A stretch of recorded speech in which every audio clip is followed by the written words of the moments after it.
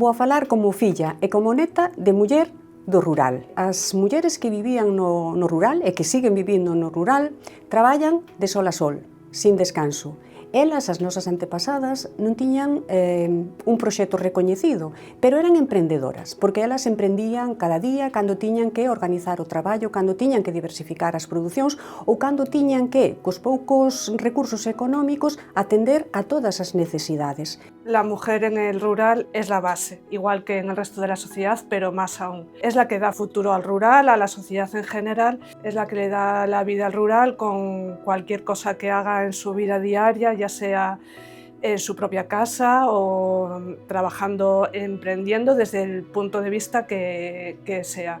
Tenemos 5 historias para contaros sobre emprendimiento rural que están basados en la experiencia de estas 5 emprendedoras. Ser mujer y emprendedora para mí es un auténtico orgullo. Non é por nada, pero bueno, prefiero traballar con mulleres. Sí. Me cuesta concebir el trabajar en un local donde abro la puerta y lo que me encuentro es una acera y una carretera y pasando coches. Yo creo que al final lo que tienes es que aprender a bailar en el caos. Estas mulleres novas emprendedoras teñen ese sustrato das mulleres galegas. Sempre que penso nas mulleres que emprenden no rural, non podo evitar pensar nas dificultades que teñen, pero a pesar diso, pois sempre a verdade é que saen adiante, son proxectos que duran moito máis no tempo, son capaces de crear redes, de tecer redes de acompañamento, que é o traballo que facemos en Fademur, e esas redes que tecemos fai que non se sintan soas e que estén acompañadas. También existen unas redes maravillosas que unen, que dan fuerza, como Fademur, Asociación de Mujeres del Rural,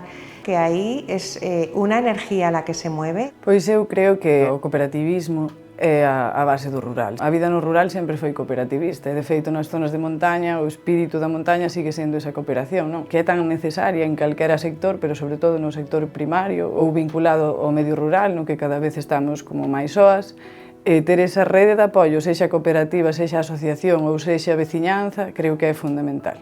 E deixar ese legado, esa pegada que poda marcar e seguir facendo historia. El legado en el emprendimiento para las mujeres es para mí la base. Con esta globalización que tenemos hoy en día, creo que se está perdiendo la base y la cultura y la tradición que caracteriza a cada pueblo.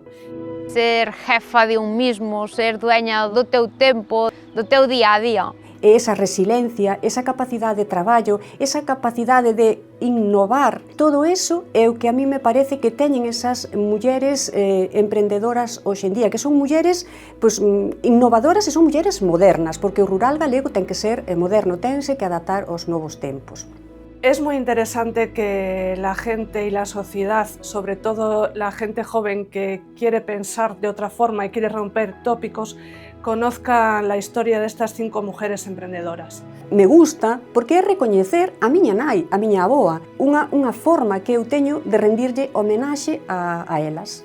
Porque é un traballo moi agradecido porque aprendes todos os días de cada unha desas mulleres e detrás de cada produto hai unha historia importante.